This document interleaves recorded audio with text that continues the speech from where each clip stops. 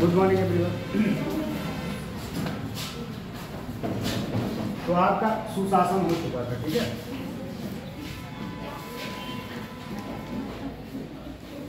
सुशासन हो चुका था। जल्दी जल्दी इसको रिकॉल करा दीजिए, एक बार बताइए क्या है सुशासन, जल्दी जल्दी बता दीजिए, बताइए। किसी एक व्यक्ति का नाम है तो बताइए, या तो फिर हम ऐसे आगे चले जाएंगे। याद हो चाहे ना याद हो, मेरी जिम्मेदारी नहीं। सुशासन क्या है बताएं आप। सुशासन क्या है? कल आप आई थी, बताइए आप सुशासन है? बताइए।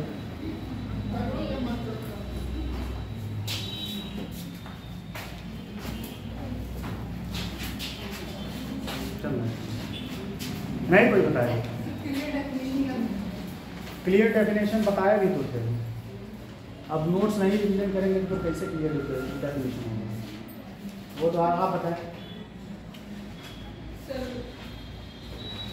डेफिनेशन क्लियर नहीं हुआ था क्या? नहीं सर, बता रही हूं। चाणक्य ने अपनी पुस्तक अर्थशास्त्र में बताया है कि सुशासन है जिसमें मतलब जो राजा होता है उसका सुख उसकी प्रजा के कल्याण में ही नहीं होता है, और प्रजा के सुख में ही उसका सुख होता है। जो कुछ उसे अच्छा नहीं लगता, परंतु वह सब कुछ प्रजा को अच्छा लगता है, उसके लिए अच्छा है। यूएनडीपी के अनुसार सुशासन के 3 तत्व थे। आर्थिक, सामाजिक और प्रशासनिक।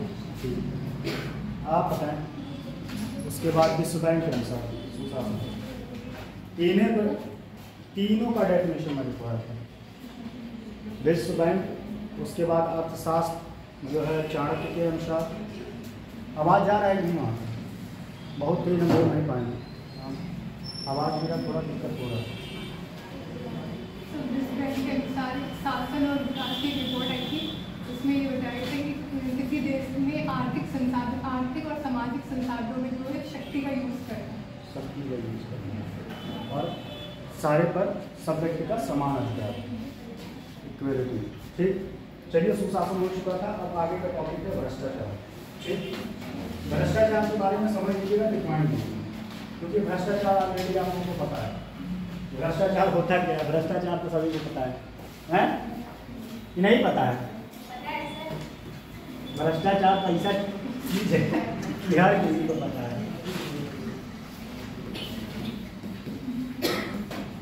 भ्रष्टाचार ये चार्ट हो गया होगा, चार्ट हो गया कि नहीं?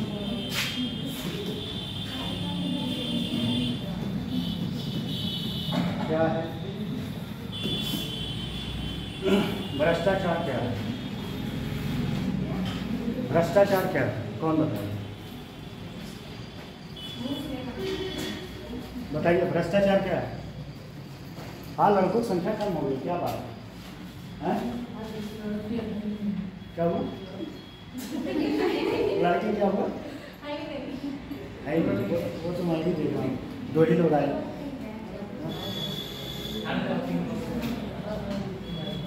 चलिए अच्छा, जल्दी जल्दी खत्म करिए भाई, वैसे भी मैं पीछे चल रहा हूँ, समझाने चक्कर में हम पीछे हो जाते। बताइए भ्रष्टाचार क्या है, जल्दी बताइए, नहीं तो हम डेफिनेशन बताएं या तो आप बताएं। 1 मिनट के 30 सेकंड का टाइम भ्रष्टाचार। चलिए आप बताइए, अभय जी, आप ही इंतजार था इस क्लास में, बताइए भ्रष्टाचार क्या है? हाँ, जैसे मतलब सरकारी कामकाज में जो गई होगी उसको अपने टैक्सों के माध्यम से जल्दी कराते हैं। तो एक शब्दों में अगर कहना होगा तो क्या कहेंगे? घूस लेना। एक शब्द में, एक शब्द में अगर कहना, एक शब्द में देखिए, व्यक्तिगत स्वार्थ के संवैधानिक तंत्र का दुरुपयोग करना। व्यक्तिगत स्वार्थ के लिए संवैधानिक तंत्र का, संवैधानिक जो तंत्र मिला है, जो भी चीज़ें आपको मिली उसका दुरुपयोग। और एग्जाम्पल, भ्रष्टाचार हर जगह होता है, ठीक है। जैसे गवर्नमेंट सेक्टर में, ठीक, मान लीजिए आपको कोई शक्ति मिली सरकारी,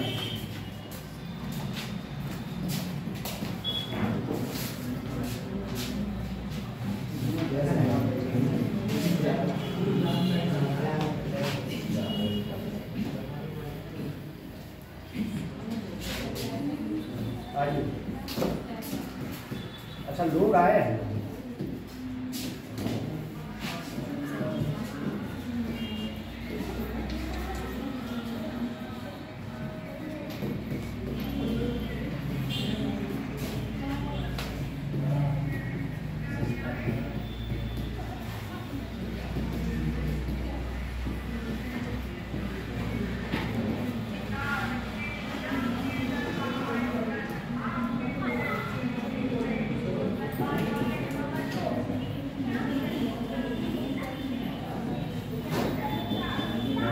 ये इसका एक शब्दों में डेफिनेशन है। चार्ट बना लीजिए क्योंकि हम लिखवाएंगे, ठीक है। चार्ट बना लीजिए और ये आपको स्वयं लिखना है। चार्ट बना लीजिए, ये चार्ट के ही हिसाब से आपको लिखना है। फिर उसके बाद इसमें एक जो सानिया की बोली थी वो भी एक एलिमेंट है, घोष लेना।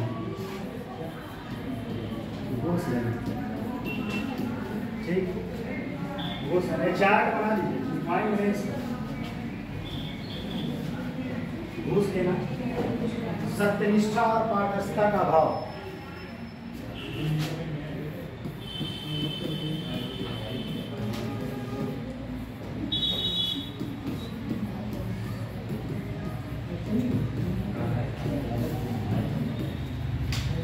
पारदर्शिता का अभाव, सत्यनिष्ठा और पारदर्शिता का अभाव।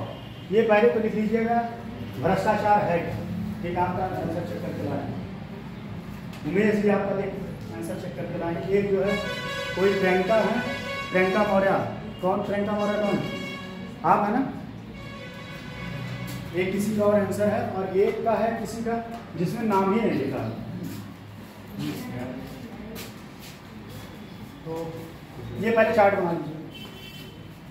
संवैधानिक तंत्र ये बता दिए। संवैधानिक तंत्र का दुरुपयोग करना, जैसे आप किसी सरकारी पद पे बैठे हैं, व्यक्तिगत स्वार्थ के लिए, मतलब व्यक्तिगत स्वार्थ कुछ भी हो सकता है, जैसे धन प्राप्त करना, ठीक है।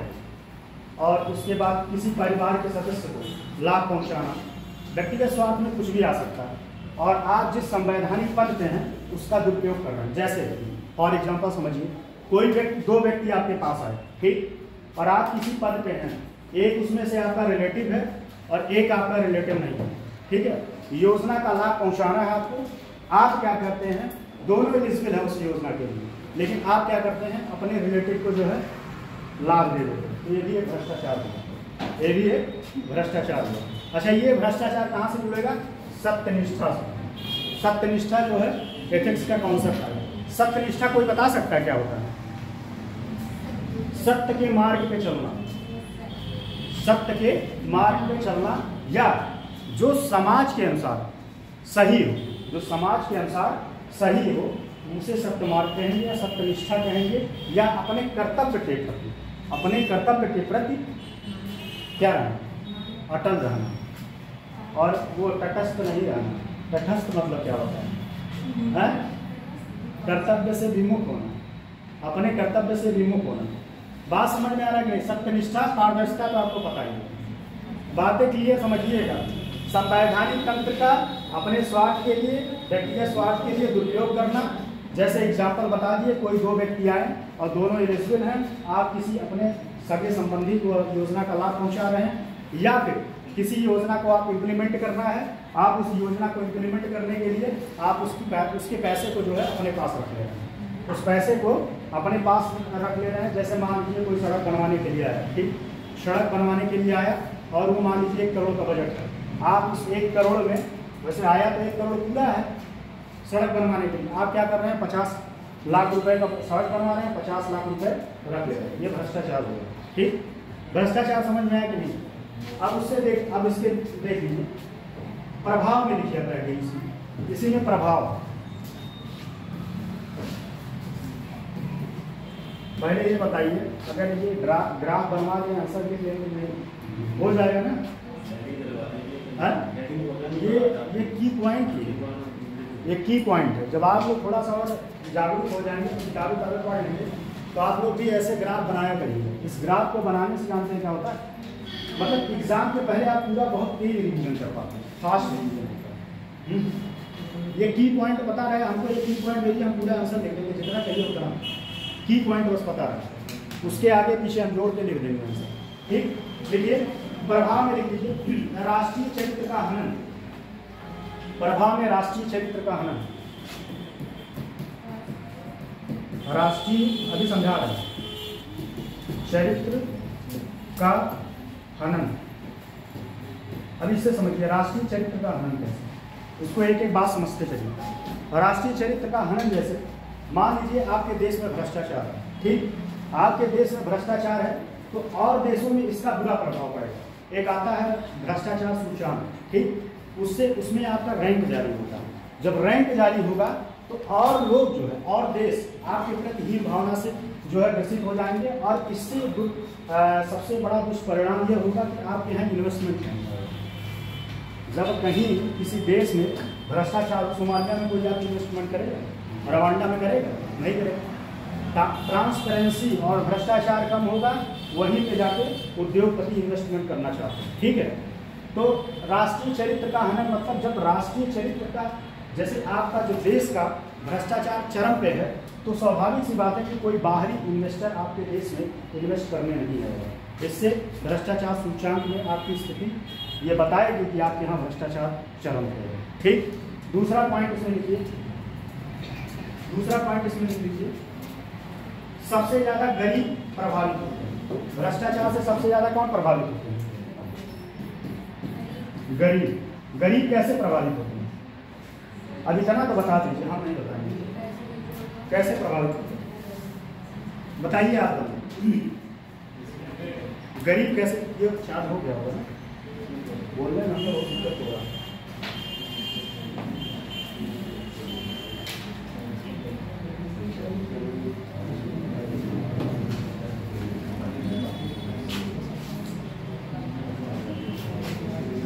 बोलते रहिए कम से कम, आप कैसे लगा रहे हैं, हमको इंजीनियर नहीं है, बताइए गरीब कैसे प्रभावित होगा? आप दोनों को बताएं, कृष्णपाल जी आप बताएं, भ्रष्टाचार से गरीब कैसे प्रभावित होगा? सबसे अधिक सर गरीब ही होता है। हाँ, तो वही तो उपाय भी है सबसे। उसका पहले बात ये तो कि उनके पास इतना संसाधन होते नहीं जिससे बोलते हैं, आवाज आ रही है,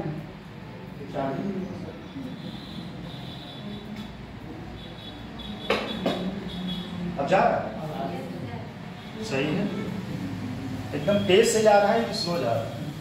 तेज ही जाए, ठीक है, हमें स्लो बोलना चाहिए। क्या हुआ, क्यों हंस रहे हैं, बताइए बताइए बताइए बताइए, थोड़ा सा स्लो हम चल रहे हैं, हम सोच रहे हैं स्पीड अप करें, नहीं बताएंगे फिर हमें बताना पड़ेगा। हाँ पहले मैं संसाधनों का अभाव, हाँ, शिक्षा का अभाव नहीं, ये हम पूछ रहे हैं भ्रष्टाचार से कैसे गरीब प्रभावित होंगे। क्वेश्चन ये, क्वेश्चन समझिए, क्वेश्चन का डिमांड क्या है उसके अकॉर्डिंग आंसर। हाँ, क्वेश्चन का डिमांड क्या है? जैसे एक दिन कोई आंसर लिखा था, क्वेश्चन का डिमांड कुछ और था, आंसर कुछ और लिख डाला था, लेकिन आंसर बहुत अच्छा लिखा था, आप ही लिखे थे। मैं गया कि दफ्तर में गया सरकारी दफ्तर, मैं सरकारी दफ्तर में गया, मुझे काम कराना है, हाँ, तो मैंने तो 500 बस दे दिए, मेरा काम हो गया। एकदम सटीक बात बता रहे हैं, कोई गरीब जाता है ना, सटीक बात बता रहे हैं, इसके पास पैसे नहीं है, ये होता है। सही है, सही है, एकदम सटीक। आप जो है किताबी बात से हट के एकदम सही बात बताना, ठीक। देखिए चीजें समझने, किताब से लिखने के लिए तो हम तो पूरा नोट्स लिखवाएंगे। हाँ, एग्जाम में संसाधन, देखिए एक बात समझिए, चीजों को आसान करके समझना चाहिए। हाँ, कॉम्प्लिकेटेड, ठीक है, मैं मान रहा हूँ आप भी गलत नहीं कर रहे, ठीक है, आप भी सही। एक और लिख लीजिए, एक और लिख लीजिए, लिख लीजिए सरकार, ये सबसे बड़ा दुर्भाग्य है, सरकार के सबका साथ सबका विकास, देखिए अगला पॉइंट इसी में, प्रभाव। सरकार के सबका साथ सबका विकास और सबका विश्वास के लक्ष्यों को बाधित करता है। भ्रष्टाचार। सबका साथ, टैगलाइन क्या है बताइए? टैगलाइन क्या है? कौन बताएगा टैगलाइन? देवी जी आप लोग बताएं टैगलाइन क्या है? हैं? आप लोग बताएं। आप सारे लोग कितने, 8 लोग मिलके बताएं। सबका साथ और सबका विश्वास। इससे क्या नुकसान होगा? पहली बात तो जब भ्रष्टाचार होगा तो सरकार के ऊपर भरोसा कम होगा। ठीक है, स्वाभाविक सी बात है। सरकारी तंत्र जो है उस पर भरोसा नहीं होगा, सबका साथ नहीं मिलेगा। जब सिस्टम में भ्रष्टाचार रहेगा तो आप जाएंगे किसी सिस्टम के साथ? सरकारी तंत्र के साथ जाएंगे? नहीं जाएंगे। सबका साथ, सबका साथ और सबका विश्वास, तो बताइए सबका साथ और सबका विकास। ठीक, सबका विकास कैसे? स्वाभाविक सी बात है, जब सरकारी तंत्र भ्रष्ट हैं तो समाज का विकास कैसे होगा? जो योजनाएं आ रही हैं वो पैसा कुछ लोग मिलके खा ले रहे हैं। जहां तक पहुंचना चाहिए, मान लीजिए फॉर एग्जांपल जैसे ट्राइबल क्षेत्र के लिए कोई योजना आई, ठीक, ट्राइबल क्षेत्र के कोई मिनिस्टर है, ठीक, उस मिनिस्टर के थ्रू जाता है और वो योजना फिर वहां उस जिले में जाता है। पता चलता है, मतलब मैं किसी मिनिस्टर की बात नहीं कर रहा, एक एग्जांपल समझाने के लिए। पता चलता है कि उस मिनिस्टर से लेके और उस जिले के अधिकारी तक मिलके सब मिल बांट के पैसा खा लिए, और जिसके लिए गया वो गया ही नहीं, वहां तक पहुंचा ही नहीं। तो उस ट्राइबल का विकास कैसे होगा? बात समझे? इस टैग लाइन का बात समझ गए नहीं? एक पॉइंट और लिख लीजिए इसमें। अगला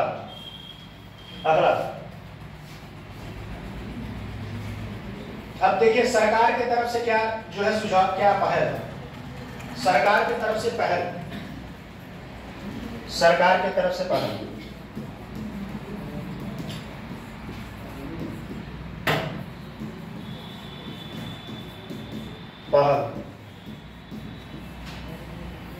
ये तो आप लोग बता सकते हैं। भ्रष्टाचार को रोकने के लिए क्या क्या किया गया? भ्रष्टाचार, anti corruption law, anti corruption नियम। देखिए एंटी करप्शन नियम, एंटी करप्शन नियम, लोकपाल अधिनियम, लोकपाल या लोकायुक्त अधिनियम 2013, लोकपाल या लोकायुक्त अधिनियम 2013। ये सब इंस्ट्रूमेंट है, क्या सरकार की तरफ से पहल किया गया है इसको लगाम लगाने के लिए। एंटी भूमाफिया पोर्टल, एंटी भूमाफिया पोर्टल, इसमें कुछ समझाने वाली बात नहीं है लेकिन तब भी मैं समझा दूंगा। एंटी भूमाफिया पोर्टल, ये सब पहल किया गया है भ्रष्टाचार को रोकने के लिए। जन सुनवाई समाधान, जन सुनवाई समाधान, जन सुनवाई समाधान, जन सुनवाई समाधान, जन सुनवाई समाधान। एक और लिख लीजिए, एक एप्लीकेशन लॉन्च किया गया है, एंड्रॉइड एप्लीकेशन, एंड्रॉइड जो फोन चलाते हैं, एंड्रॉइड एप्लीकेशन भी चलाया गया है, जिससे आप जो है भ्रष्टाचार के खिलाफ क्या कर सकते हैं? ऑनलाइन कंप्लेंट कर सकते हैं, ऑनलाइन कंप्लेंट कर सकते हैं। ठीक है, एक और लिख लीजिए इसमें, ई ट्रेडिंग, हाँ, ई ट्रेडिंग।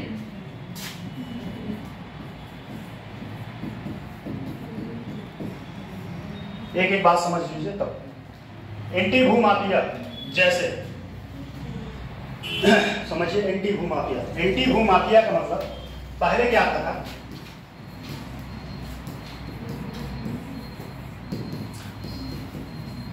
एंटी भूमाफिया में पहले कोई बाहुबली क्या करता था? जाके दूसरे का क्या करता था? संपत्ति को हड़प लेता था।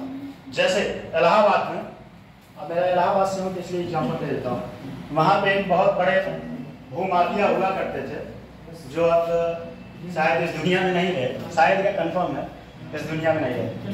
मैं उनका एग्जाम्पल दे रहा हूँ, इस बात को वहाँ से लिंक करिएगा।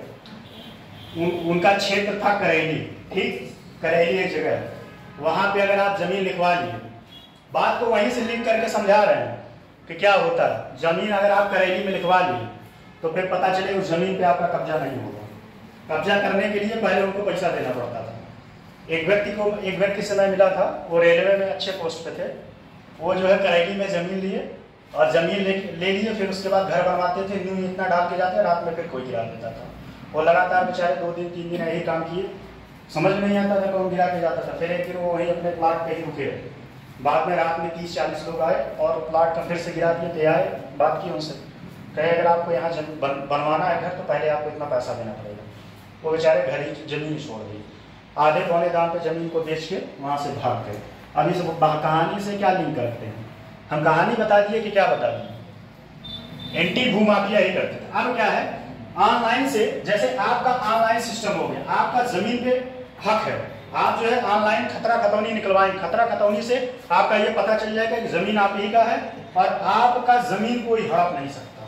जब ये ऑनलाइन सिस्टम नहीं था तब कोई भी किसी के जमीन पे कब्जा कर लेता था। बात समझ रहे हैं कि नहीं?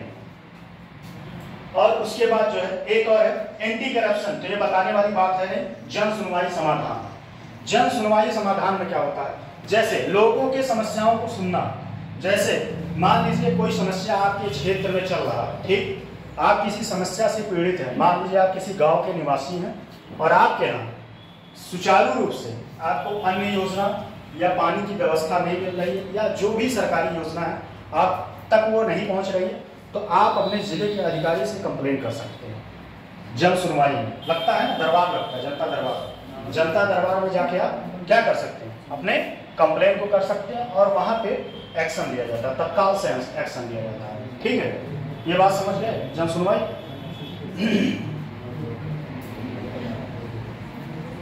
एक पॉइंट और लिख लीजिए, उत्तर प्रदेश लोकायुक्त अधिनियम, इसी में से है। ये किसके लिए आया था, उत्तर प्रदेश। आज हम लोकायुक्त पूरा टॉपिक है, ठीक है, तो इस पे हम जो है पढ़ाएंगे नहीं, पूरा ये लोकायुक्त के बारे में पूरा पढ़ाएंगे आज, इसी के बाद जस्ट टॉपिक है। तो बस इसको ऐसे ही लिख लीजिए, उत्तर प्रदेश, ये सब पहल किया गया। उत्तर प्रदेश लोकायुक्त अधिनियम 1975, वो लोकपाल लोकायुक्त अधिनियम संवैधानिक आया था 2013। ध्यान दीजिएगा, क्यों आया था, किसकी वजह से आया था, कौन बता सकता है? अन्ना हजारे, जिनके कंधे पे बंदूक रख के और एक लोग जो है राज कर है। नाम हम क्यों लें, नाम मैंने क्या मतलब,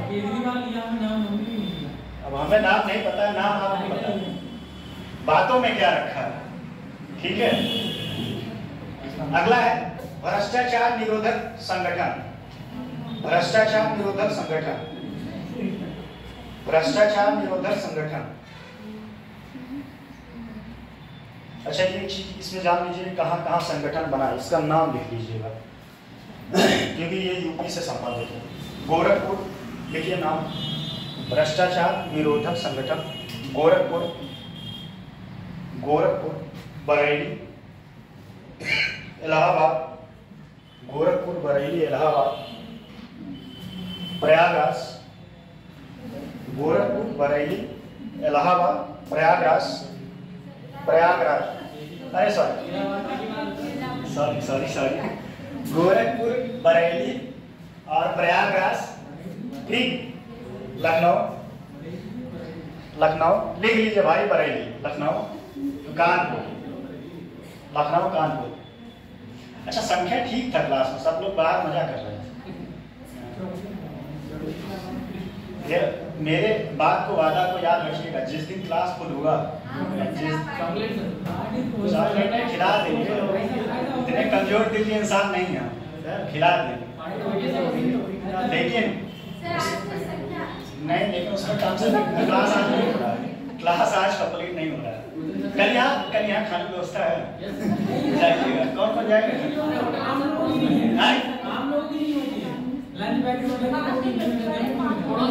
आप लोग मिलेंगे? नहीं, अच्छा, हम लोग मिलेंगे नहीं, पहले बताइए। हम लोग भी नहीं मिलेगा,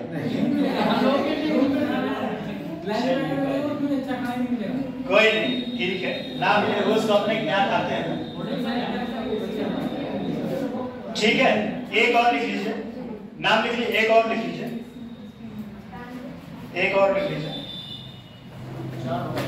निवारण थानों की स्थापना, निवारण थानों की स्थापना, निवारण थानों की स्थापना। ये यूपी की स्कीम है, ध्यान दीजिएगा, ये यूपी की स्कीम है, दोनों ब्रैकेट में शायद लिख लीजिएगा। अब बात समझाइए, क्या इस पॉइंट के साथ आप भ्रष्टाचार के बारे में लिख लेंगे कि नहीं? कितने लोग सहमत हैं बताइए? इन पॉइंट के साथ आप भ्रष्टाचार के बारे में आएगा क्या लिखना पड़ेगा? पहले आप उसका भूमिका लिखेंगे, ठीक, उसके बाद बॉडी लिखेंगे, फिर क्या प्रभाव पड़ेगा वो दिखा दिए, उससे उसके लिए पहल क्या किया गया ये भी लिखवा दिए, और निष्कर्ष। एक लोग कल आंसर में चेक किया, उसमें निष्कर्ष ही नहीं लिखा था। और निष्कर्ष भाई मोस्ट इंपॉर्टेंट है निष्कर्ष, नहीं तो आपका आंसर पूरा ही नहीं माना जाएगा। निष्कर्ष मतलब कि अब खत्म। बात क्लियर हो गया? चलिए अगला आते हैं लोकायुक्त। ये बहुत इंटरेस्टिंग टॉपिक है।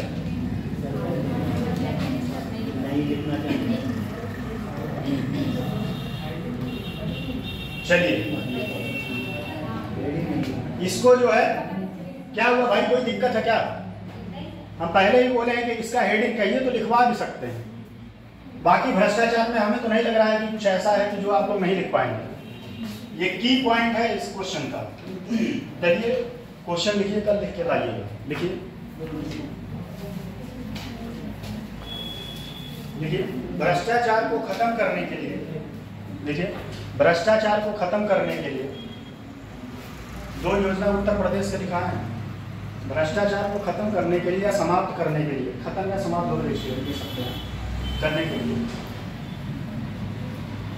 उत्तर प्रदेश द्वारा उठाए गए कदम, भ्रष्टाचार को खत्म करने के लिए उत्तर प्रदेश द्वारा उठाए गए कदम, उठाए गए कदम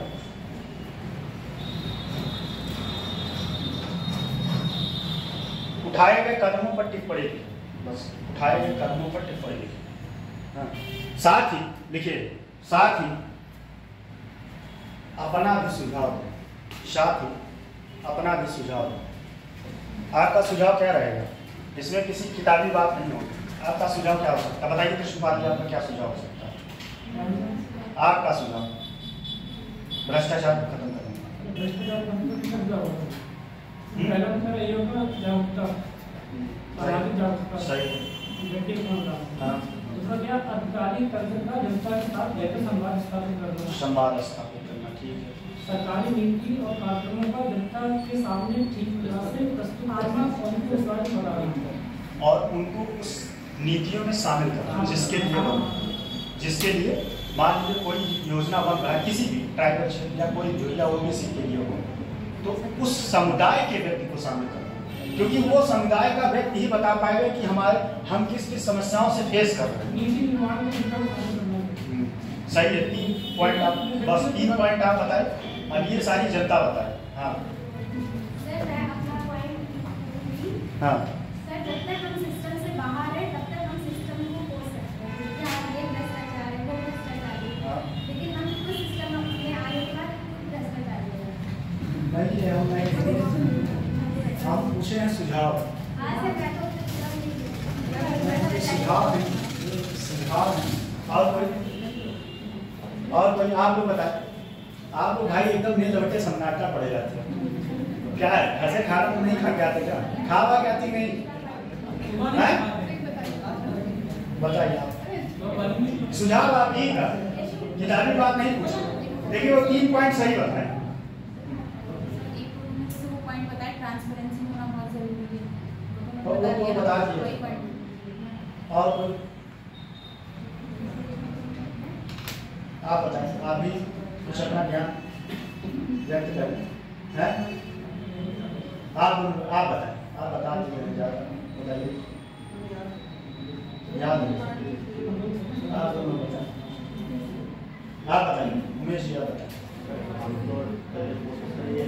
बॉडी का गठन करें जिसमें सबसे पहले राजनीतिक दबाव न हो, स्वयं सुशांत हो।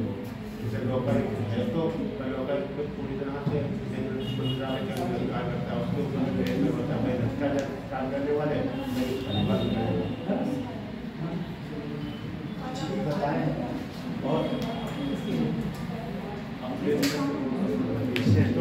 सुझाव लिख के दिखाइए। ठीक, लोकायुक्त। लोकायुक्त देखिए, इसके बारे में थोड़ा सा बता देते हैं। लोकायुक्त का गठन अनुच्छेद 201 में राष्ट्रपति की अनुमति से, इसके राष्ट्रपति की अनुमति से, राष्ट्रपति की अनुमति से किया जाता है। कहाँ किया जाता है लोकायुक्त? इसके बारे में लिखाएंगे, ग्राफ बना लीजिए, चार्ट बना लीजिए। ठीक ठीक। लोकायुक्त अधिनियम कब आया था? उत्तर प्रदेश लोकायुक्त कब आया था? 1975।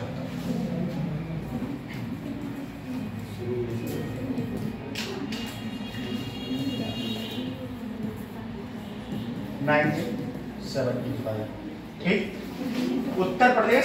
ये समझ लीजिए सारा पॉइंट, जो जो बातें समझाने। अभी मैं बताऊंगा फिर कि लोकायुक्त का चयन कैसे होता है, इनकी क्या, इनका कार्य विशेषता क्या है। ठीक है, इसमें लूपहोल क्या है, ये पॉइंट लिखते रहिएगा। और एक बात और, सबसे मोस्ट इंपॉर्टेंट, अगर बात की जाए कि सबसे पहले लोकपाल, ये बात समझ लीजिएगा। लोकपाल कहाँ होते हैं? लोकपाल अधिनियम कब आया? अधिनियम 2013। और सबसे पहले लोकपाल किस देश ने बनाया था? स्वीडन। बहुत सबसे पहले स्वीडन ने बनाया था। ठीक, अब यहां इसी बात को समझिएगा आगे। सबसे पहले लोकायुक्त अधिनियम कौन लाया था? ये सब लोकायुक्त सबसे पहले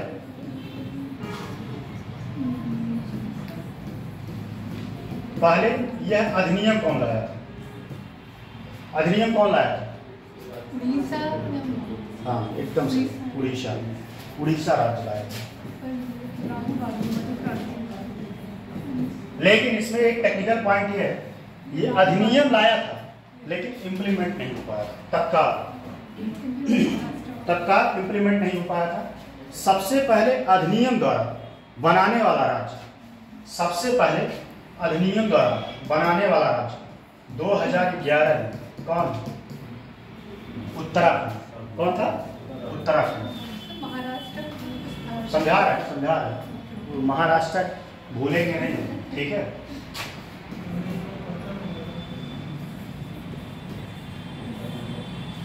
देखिए बात समझिए, हम क्या करेंगे। अधिनियम द्वारा दो तरीके से होता है, एक कानून द्वारा, एक ऐसे बना दिया गया। ठीक, कानून तो लाया था सबसे पहले उड़ीसा, लेकिन ये इंप्लीमेंट नहीं कर पाया। फिर उसके बाद कानून द्वारा सबसे पहले जो है उत्तराखंड ने लाया और इंप्लीमेंट भी किया। लेकिन अगर पूछा जाए कि सबसे पहले लोकायुक्त की स्थापना कौन सा राज्य किया था, सबसे पहले अधिनियम की बात में ध्यान दीजिएगा, दोनों में बहुत एकदम तलवार की नोक पे चलने के बराबर है। ठीक, तो दोनों में ये फर्क रखिएगा। सबसे पहले लोकायुक्त जो है बनाया, मतलब स्थापना कौन किया था? तो महाराष्ट्र। कब किया था? महाराष्ट्र। उसके बाद गुजरात। ठीक है, महाराष्ट्र, गुजरात, फिर मध्य प्रदेश, ऐसे करके तब और भी राज्य थे। ये बातें इतना समझ में आए कि अब समझिए इनका कार्य क्या है। इनका कार्य सिंपल सी बात, एक शब्द में समझिए, जांच करना। जांच करना। ठीक, इस जांच के दायरे में आता कौन कौन है? कौन बता सकता है? चलिए आपसे पूछेंगे, फिर और भी मौका दो। बताइए, जांच के दायरे में आ कौन कौन सकता है? एक ऐसा फैक्ट बताएंगे जो शायद आप लोगों को न पता।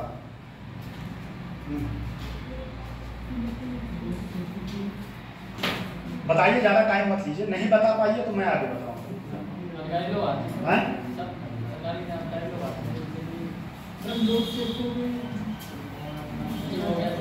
बोलिए, सही बोलना है। पहली बात समझिए, विधानमंडल के सदस्य, बात समझे? ठीक, अब विधानमंडल के सदस्य हो गए, मंत्री भी इसमें आते हैं। लेकिन अभी बताएंगे कौन इसमें शामिल नहीं होता है। अभी तो इसके जांच के दायरे में कौन है? मंत्रिमंडल। और एक बात ये भी ध्यान दीजिए, कंफ्यूजन मत रखिएगा, ये हम बात सिर्फ लोकायुक्त का कर रहे हैं, लोकपाल का नहीं कर रहे हैं, ठीक है। उसके बाद कौन आएगा? लोक सेवक। ये इसके जांच के दायरे में आते हैं, ये इसके जांच के दायरे में आते हैं। और नगर निगम की, नगर निगम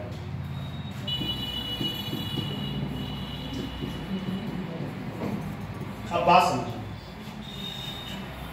ये इसका कार्य है। कार्य क्या करता है? जांच करता है कौन कौन इसके दायरे में आते हैं। दायरे में ये सब आते हैं, कौन दायरे में नहीं आता है?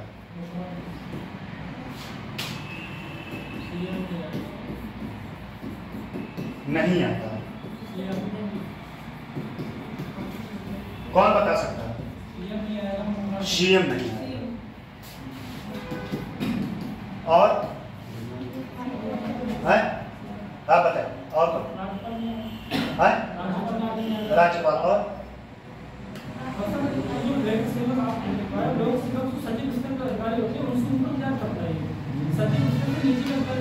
लोक सेवक में जैसे समझिए, इसमें IAS IPS सब आएंगे।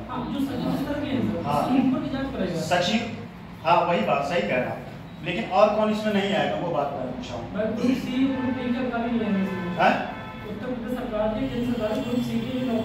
नहीं वो छोटी उन लोगों की बात छोड़िए, हम उसके ऊपर की बात कर रहे हैं। ग्रुप सी तो ग्रुप D अंडरस्टूड है, ठीक। उसके कौन और नहीं आएगा जो मैं एक संस्था की बात कर रहा हूँ? निर्वाचन आयोग। कौन? निर्वाचन। और हाई कोर्ट आएगा कि नहीं? हाई कोर्ट नहीं। लेकिन एक बात ध्यान दीजिए, हाई कोर्ट का एक ऑफिस वो इसके दायरे में आता है। हाई कोर्ट का एक ऑफिस है वो इसके दायरे में आता है।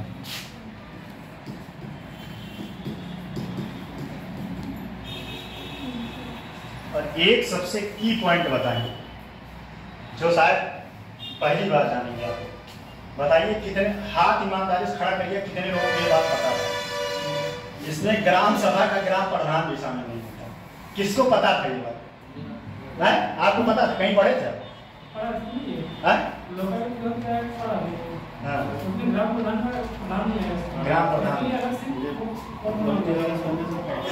ग्राम प्रधान। अच्छा मान लीजिए ठीक है, इनके बाद किसको किसको पता था? ईमानदारी साथ था, झूठ नहीं, किसी को पता था? मान लीजिए कृष्णपाल जी को एक पता था। ये बहुत इंपॉर्टेंट चीज है लोकायुक्त। ये अगर प्रीलिम्स में पूछ लिया तो आप तो एक क्वेश्चन के राजा बन गए। अब समझिए, एक कार्य समझिए, कौन दायरे में आता है कौन नहीं आता, ये बात समझ में आ जाती है। थोड़ा बहुत स्लो समझा देते हैं, हम सोचते हैं घुस जाए दिमाग में, इसीलिए क्लास मेरा स्लो हो जाता है। हमको कल जो है वो मिला है, इंस्ट्रक्शन मिला है कि आज जो है क्लास पीछे चल रहा था। और एक बात मैं फिर से कह रहा हूँ, आप लोग अगर साथ नहीं दिए तो मैं ऊपर ऊपर उड़ा के भागूंगा। फिर 2 दिन आप लोगों को क्लास 3 घंटे से ज़्यादा बैठना पड़ेगा। सहमत है कि नहीं? सारे लोग बताइए, नहीं तो हम फिर ऊपर ऊपर पढ़ा के भागेंगे जैसे और क्लास चलता है। कितने लोग सहमत? हाथ उठाएं। कितने लोग सहमत है? ये 4 लोग सहमत हैं। एक्स्ट्रा क्लास एक दिन 2 दिन लास्ट में लगवाएंगे अपना क्लास, और उसमें 3 घंटे से ज्यादा बैठना पड़ेगा। कितने लोग सहमत हैं? नहीं सहमत होंगे, नुकसान आप ही का है। फिर हम तो टॉपिक छोड़ के भाग लेंगे और आपको रत्ती भर फर्क भी नहीं पड़ेगा कि हम कौन सा टॉपिक छोड़ के भागे।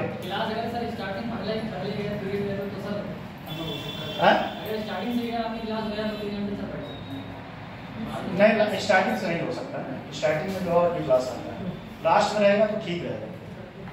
एक बात और बता दें, सुन लीजिए ये बात मैं बता रहा हूँ, मैं ऐसे भाग दूंगा आप समझ भी नहीं पाएंगे कौन सा टॉपिक मैं छोड़ दिया, है पता नहीं लगेगा, तो इसलिए धोखा आप लोगों के साथ हो जाएगा। फिर उसके बाद आप आते हैं इसकी नियुक्ति पे, आते हैं।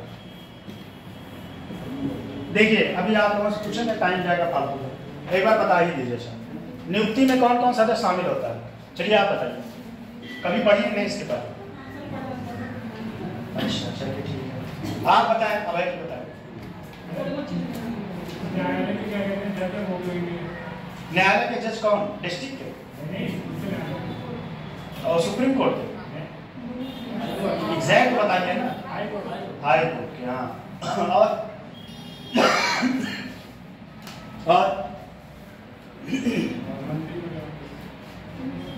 और कोई सदस्य कौन?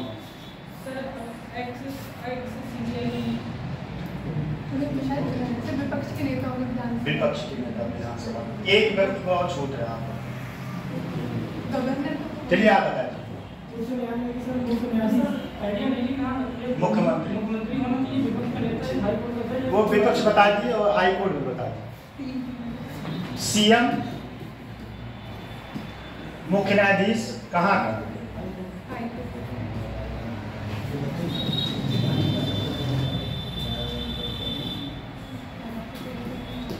हाई कोर्ट, विपक्ष का नेता, ये इतने सदस्य लोग जो है इसमें शामिल होते हैं। एक बात और, इसका कार्यकाल कितना होता है? कहाँ है? सर पहले 8 वर्ष था, 5 वर्ष हो गया शायद। कहाँ पढ़ी ना 5 वर्ष? 5 हो गया। तो ये सही बता दी, इन्हीं बात में बहक के चल गई, ये गलत आपको इन्फॉर्मेशन दे। पहले सुनिए, पहले उत्तर प्रदेश में 6 था, अब 8 हो गया। लेकिन एक बात ध्यान दीजिए, और राज्य में आज भी 6 वर्ष है, बहुत सारे राज्यों में आज भी 6 वर्ष है। उत्तर प्रदेश में 8 वर्ष है। ठीक, उत्तर प्रदेश के लोकायुक्त कौन है? हाँ सही। हाँ अभी हाल ही में 2024 में एक्ट आया है, इसमें संशोधन किया गया है। इसके तहत लोकायुक्त की जो उम्र जो है 70 वर्ष कर दी गई है और कार्यकाल 8 से 5 कर दिया गया है। चलिए इस फैक्ट को मैं चेक कर लूंगा, लेकिन अभी जहाँ हम किताबें पढ़े हैं, जो मैं किताबें पढ़ा हूँ, देखिए उस किताब में अभी यही लिखा। फैक्ट मैं चेक कर लूंगा, अगर ऐसा होगा तो ठीक है, आप कंटिन्यू उसको कर लीजिएगा। ठीक, ये फैक्ट चेक कर लेंगे तो ही मैं इस पर जो है अप्रूवल दूंगा। और एक बात और, यह व्यक्ति जो है और राजनीतिक पृष्ठभूमि से नहीं हो सकता। ठीक, इतनी बातें समझ में आ गई लोकपाल के बारे में, लोकायुक्त के बारे में। चलिए कथा लिखिए जरा।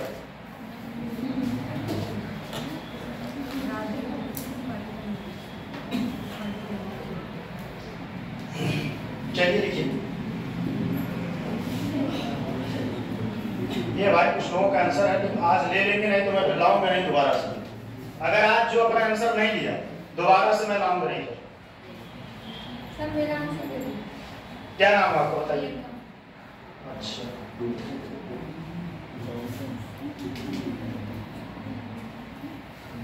ठीक है। एक और उमेश जी का है, आपका दे देते हैं। आपका कौन है आप? एक और, ये पता नहीं किसका है। आंसर तो बहुत सही था, सच बता रहे हैं, लेकिन ये नाम नहीं लिखा। किसका है? हैंडराइटिंग किसका है? हैंडराइटिंग किसका है? नाम नहीं है। जमन ने दिया था, आई है कि नहीं यार? वो नहीं आई। आंसर बहुत अच्छा लिखा है और गुड भी मिला है।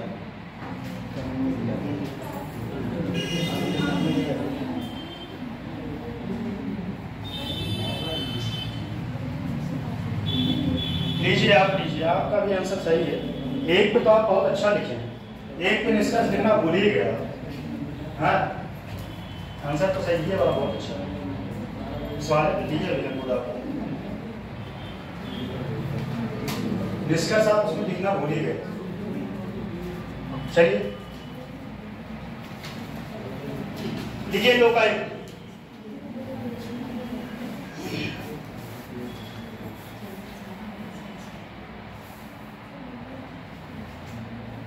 लिखिए उत्तर प्रदेश। लिखिए लोकायुक्त उत्तर प्रदेश में पिछले, आज एक टॉपिक और खत्म करना है, सिटीजनशिप। ठीक है, हाँ ये टॉपिक खत्म कर देंगे। कल जो है आरटीआई, उसके बाद इनकी सिद्धम, इस टॉपिक का गुड गवर्नेंस खत्म कर। आज कल आरटीआई खत्म करके, वैसे इसको 3 क्लास में होना चाहिए था, 5 क्लास हो गया है। हाँ जल्दी जल्दी लिखिएगा। उत्तर प्रदेश में पिछले कई राज्यों, उत्तर प्रदेश में पिछले कई वर्षों में विकास की गति तीव्र हुई है। विकास की गति तीव्र हुई है। थोड़ा हाथ तेज बढ़ाइएगा, फायदा आप ही लोगों का होगा। तीव्र गति हुई है, परंतु देश अथवा प्रदेश के विकास में,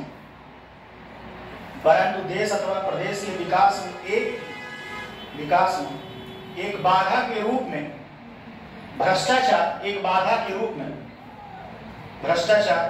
के रूप में आता है, जिसका प्रभाव विकास के परिणाम स्वरूप सामान्य नागरिकों को मिलने वाले, जिसका प्रभाव विकास के परिणाम स्वरूप सामान्य नागरिकों को मिलने वाली सुख सुविधाओं पर पड़ता है। ये एग्जाम में आपके मोस्ट इंपॉर्टेंट क्वेश्चन बनेगा लोकायुक्त, इसको इंपॉर्टेंट में डाल दीजिएगा। सुख सुविधाओं पर पड़ता है पूर्ण विराम। आम नागरिकों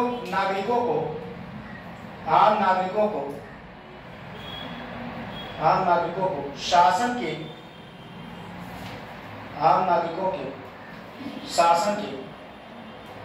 क्रियाकलापों से उत्पन्न होने वाली शिकायतों के निवारण एवं लोक सेवकों को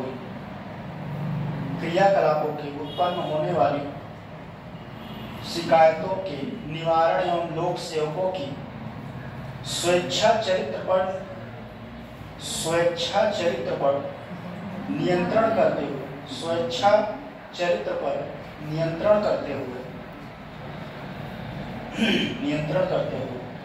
भ्रष्टाचार पर अंकुश लगाने हेतु लोकायुक्त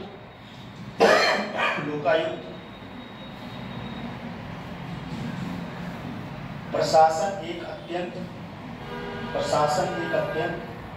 सरल प्रभावी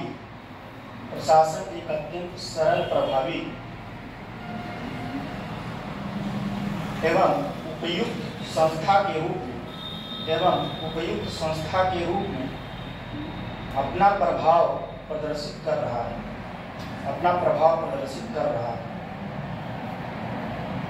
ठीक है, पैराग्राफ चेंज करके लिखिए। प्रभाव प्रदर्शित कर रहा है, पैराग्राफ चेंज करके। वर्ष 1975 में, वर्ष 1955 में प्रशासनिक सुधार आयोग, या लिखिएगा द्वितीय प्रशासनिक सुधार आयोग। वर्ष 1975 में द्वितीय प्रशासनिक सुधार आयोग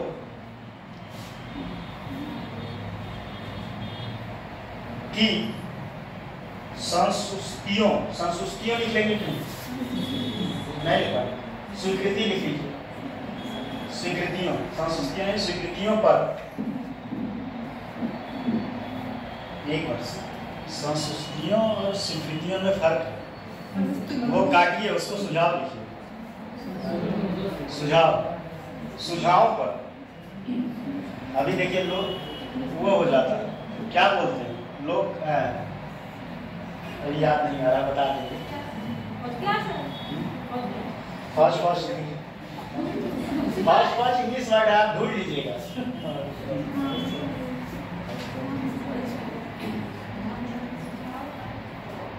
सुझाव पर उत्तर प्रदेश विधान मंडल द्वारा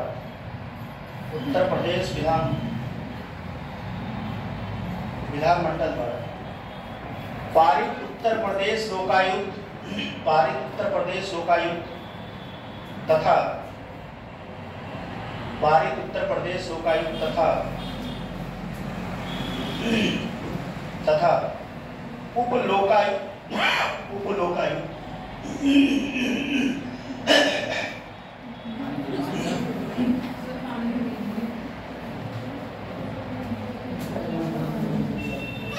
पानी में गर्म करके बॉटल में रखे, आके मेरा भूल लाए,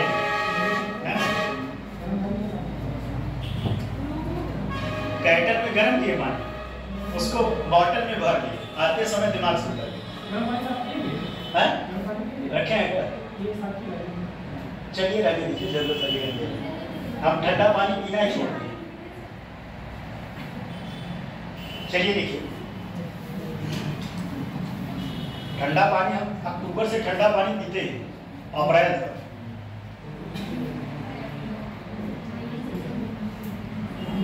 उपलोकायुक्त विधेयक 1975 पर महामहिम राष्ट्रपति द्वारा संविधान के अनुच्छेद 201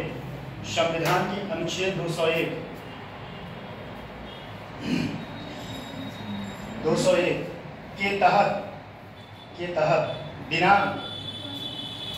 तहत दिनांक लिखिए, दिनांक 7/9/1975 को अनुमति प्रदान की है।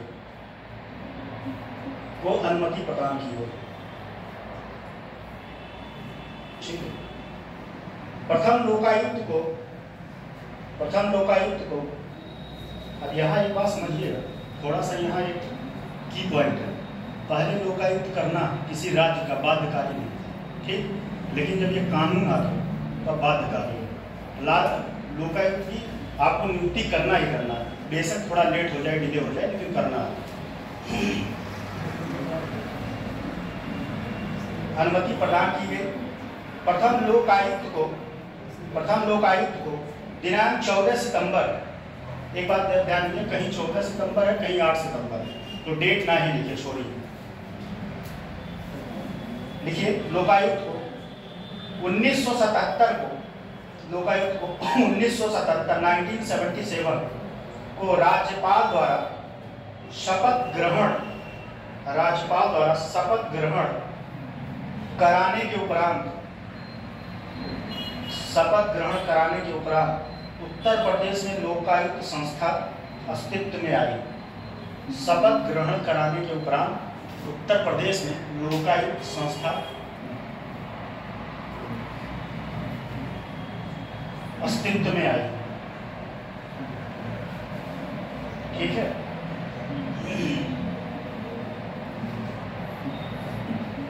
अब देखिए, लोकायुक्त के क्षेत्राधिकार में आने वाले पदाधिकारी, हेडिंग है, लोकायुक्त के क्षेत्राधिकार में आने वाले पदाधिकारी। ठीक, लिखिए, पदाधिकारी लिखिए। प्रदेश के, लिखिए, प्रदेश के किसके ऊपर ये जांच कर सकता है? प्रदेश के मंत्रियों, प्रदेश के मंत्रियों, राज्य मंत्रियों तथा उप मंत्रियों। ये उप मंत्री का सिस्टम जो है सपा सरकार में खुद चला था। अब जो है उप मंत्री नहीं होता है। एक दिनेश लाल यादव निरहुआ के भाई हैं, उनको भी उप मंत्री बना दिया गया था। वो जो है बिहार गायक है, क्या नाम है उसका, नाम मुझे नहीं याद आ रहा है, बिहार के गायकार नहीं, खेसारी में उनका कुछ और नाम, दिनेश लाल यादव। अच्छा, दिनेश लाल यादव तो उसी का नाम, उसका कुछ दूसरा नाम, हाँ, उसका कुछ और नाम था, उसी का भाई है। और दोनों एक दूसरे विपरीत पार्टी में। देखिए, उप मंत्री ब्रैकेट में लिखिएगा, मुख्य सचिव परिधि में नहीं आ गया। ब्रैकेट में मुख्य सचिव परिधि में नहीं आता, मतलब मुख्य सचिव इसके जांच के दायरे में नहीं आता। परिधि मतलब क्षेत्र होता है, मुख्य सचिव इसके क्षेत्र में नहीं आते, जांच के क्षेत्र में। ठीक, अगला पार्ट लिखिए। अगला पार्ट विधानसभा या विधान परिषद के सदस्य, पॉइंट लिखते जाए, विधानसभा या विधान परिषद के सदस्य। फिर अगला पॉइंट शासन के सचिव, शासन के सचिव। अगला पॉइंट शासन के सचिव जिसमें प्रदेश के अखिल भारत, शासन के सचिव जिसमें प्रदेश के अखिल भारतीय सेवा,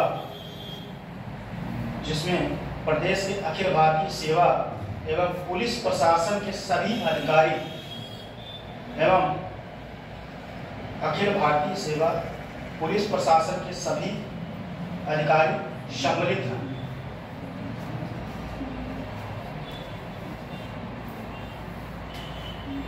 जिसमें विशेष सचिव और संयुक्त सचिव, जिसमें विशेष सचिव और संयुक्त सचिव।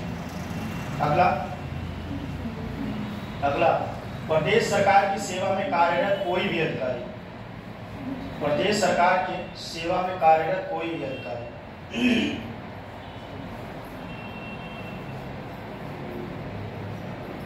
कोई भी अधिकारी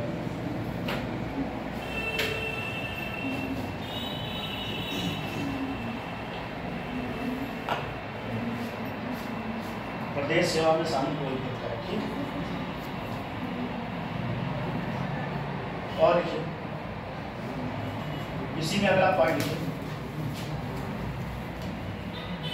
इसी में लिख लीजिए। एक और कौन है, कौन आएगा, निर्वाचन, सॉरी निर्वाचन आयोग नहीं है, ये तो अभी ये सब दायरा था। अब लिखिए आगे, इसी के आगे लिखिए पैराग्राफ चेंज करके लिखिए सार्वजनिक जीवन में भ्रष्टाचार का अर्थ। पैराग्राफ चेंज करके, पैराग्राफ चेंज करके सार्वजनिक जीवन में भ्रष्टाचार का अर्थ, सार्वजनिक जीवन में भ्रष्टाचार का अर्थ चुने गए नेताओं, चुने गए नेताओं, सार्वजनिक अधिकारियों, चुने गए नेताओं, सार्वजनिक अधिकारियों, सार्वजनिक अधिकारियों एवं सार्वजनिक अधिकारियों एवं नहीं सार्वजनिक अधिकारियों द्वारा उनके अधिकारों का निजी हित में दुरुपयोग करना, निजी हित में दुरुपयोग करना, निजी हित में दुरुपयोग करना, यह सार्वजनिक धन का, सार्वजनिक धन का दोहन करता है, सार्वजनिक धन का दोहन करता है। तथा व्यक्तिगत हित में, तथा व्यक्तिगत हित में, देखिए व्यक्तिगत हित में इसका उपयोग समावेशी विकास व न्यायपूर्ण, समावेशी विकास व न्यायपूर्ण समाज के निर्माण के पक्ष में एक बड़ी चुनौती है, पक्ष में एक बड़ी चुनौती है।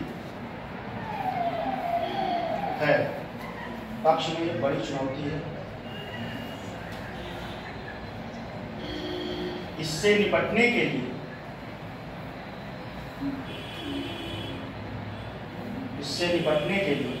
लोकायुक्त को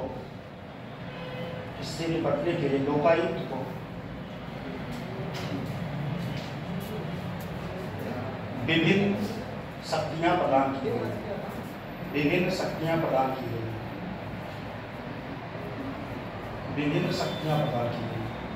देखिए इसमें लिखिए पॉइंट,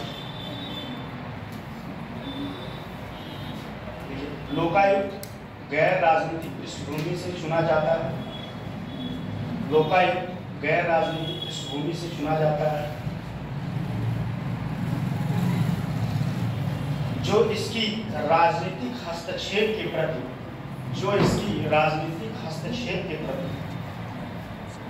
जो इसकी राजनीतिक हस्तक्षेप के प्रति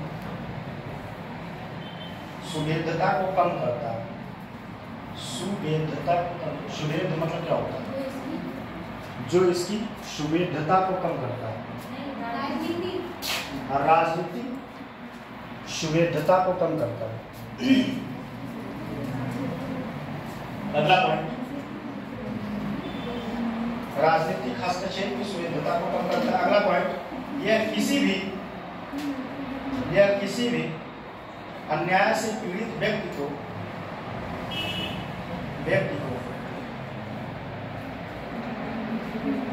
या किसी भी अन्याय से पीड़ित व्यक्ति की शिकायत पर जांच प्रक्रिया आरंभ कर सकता है। शिकायत पर जांच प्रक्रिया आरंभ कर सकता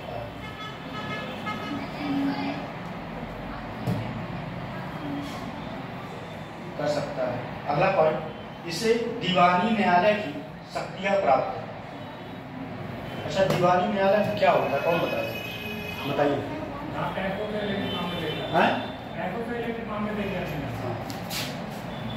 इसे दीवानी न्यायालय की शक्तियां प्राप्त होती है, अर्थात वह किसी को भी सम्मन कर सकता है। किसी को भी या किसी के प्रति सम्मन जारी कर सकता है।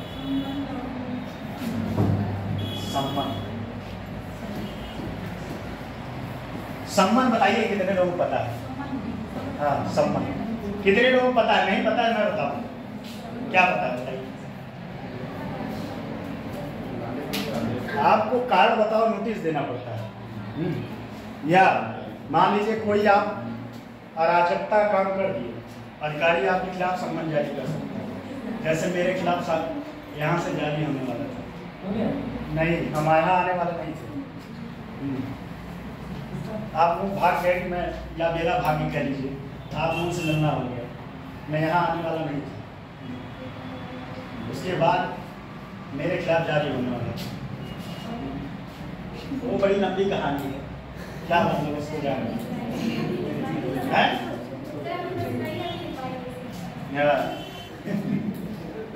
चलिए, हो गया। अगला पॉइंट लिखिए, सम्मन मतलब बात समझ में आया कि नहीं? आपको बताइए, सम्मन मतलब बात समझ में आया कि नहीं? सम्मन, हाँ,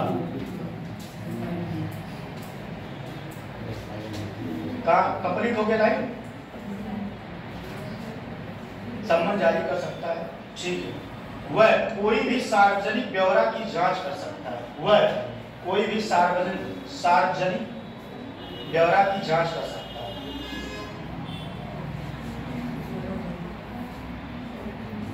अगला पॉइंट, ये सबसे मोस्ट इंपॉर्टेंट पॉइंट है, इसीलिए लोग जो है लोकायुक्त के पास जाने डरते हैं, ठीक है। झूठी शिकायत पर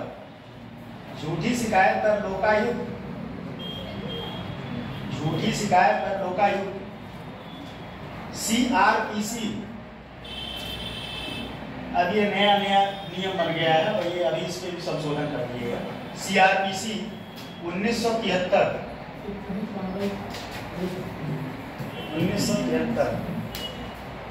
देखिए, CRPC 1971 के तहत उचित कार्रवाई कर सकता है। अगर कोई फर्जी शिकायत किया तो लिखे, अगर कोई फर्जी शिकायत किया तो जांच के दौरान साक्ष्य गलत प्राप्त हो, जांच के दौरान साक्ष्य गलत प्राप्त हो, तब तो भाई साहब वो जो है फिर आपका तो हालत खराब कर देगा, फिर आपको जेल करवा देगा। ऐसे ही बैंकिंग लोकपाल भी होता है, वो इकोनॉमिक्स का टॉपिक है। अगला पॉइंट है, राज्य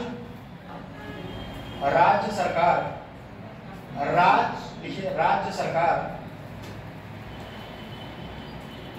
राजपथ के माध्यम से लोकायुक्त को राज्य पत्र के माध्यम से लोकायुक्त को किसी भी विशिष्ट कार्य के लिए अतिरिक्त शक्तियां दे सकता है। किसी भी विशिष्ट कार्य के लिए अतिरिक्त शक्तियां दे सकता है। अब बात समझिए, ये बात रहा समझाने का, ठीक। लोकायुक्त क्या होते हैं, इनका कार्य फंक्शन क्या है। आपके एग्जाम में इनको ये नहीं आएगा इनकी नियुक्ति कौन करता है, ठीक है। इनके कार्य फंक्शन को पूछा जाएगा, ठीक है। वर्क फंक्शन को पूछा जाएगा कि इनका कार्य प्रणाली क्या है और ये क्या क्या जांच कर सकते हैं, ठीक। तो क्वेश्चन इसी पे बनेगा। ये आपको एक कॉन्सेप्ट बताया समझने के लिए कि इनकी नियुक्ति कैसे होती है, कार्य प्रणाली को बताइए। बात समझ में आ गया। लोकायुक्त में कोई कंफ्यूजन? पहले बताइए टॉपिक क्लियर हुआ कि नहीं लोकायुक्त?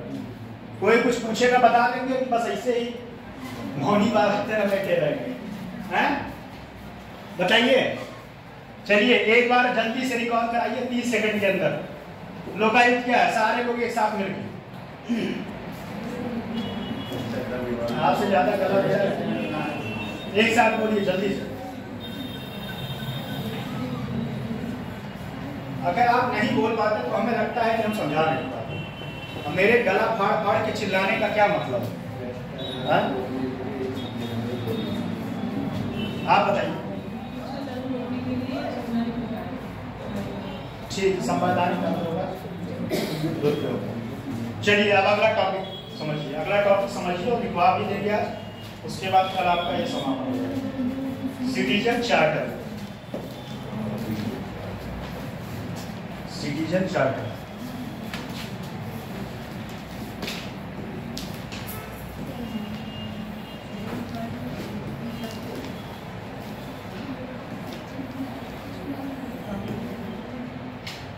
पहली बात तो समझिए, सबसे पहले कहाँ आया था सिटीजन चार्टर? सबसे पहले 1991 में कहाँ आया था? कौन बता सकते हैं? इंग्लैंड, यूनाइटेड किंगडम में। कहाँ? यूके में। अच्छा, इंग्लैंड और यूके दोनों अलग अलग है क्या? कौन बताए? हैं? एक ही है? क्या अलग है?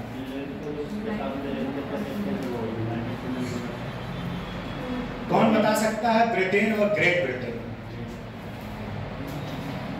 बताइए। ब्रिटेन जो है जैसे मतलब दो दिन है, तो ब्रिटेन जो है तो एक मतलब पश्चिमी काल में जैसे स्कॉटलैंड को एक उसमें शामिल है कि नहीं शामिल? बस इतना सा पॉइंट है। हमारे टाइम में वो शामिल होगा तो ग्रेट ब्रिटेन कराएगा, नहीं होगा तो खाली ब्रिटेन। इनके बातों से कितने लोग सहमत? सहमत, सही। आप बताएं, सही बात बताएं। ये क्वेश्चन आपके एग्जाम में बना है, ब्रिटेन और ग्रेट ब्रिटेन में कौन शामिल नहीं होता है। और नार्डिक देश पता है कि नहीं? नार्डिक देश, बाल्टिक, आप ज्योग्राफी पढ़े होंगे, पढ़े नहीं? क्या पढ़े हैं? चलिए जाने दीजिए, पढ़े तो भी ठीक, ना पढ़े तो भी ठीक। यूके में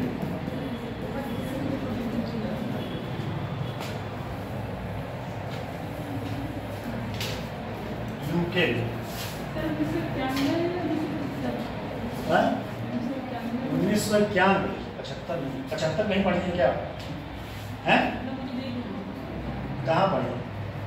कौन 75 बता रहा है? कौन? 91। देखिए एक बात बताएं, इतना मेरे फैक्ट पे डाउट मत किया करिए, ठीक है? फैक्ट आपसे ज्यादा ही याद होगा। मैंने तो आपसे कंपटीशन किया है, कंपटीशन किया है क्या?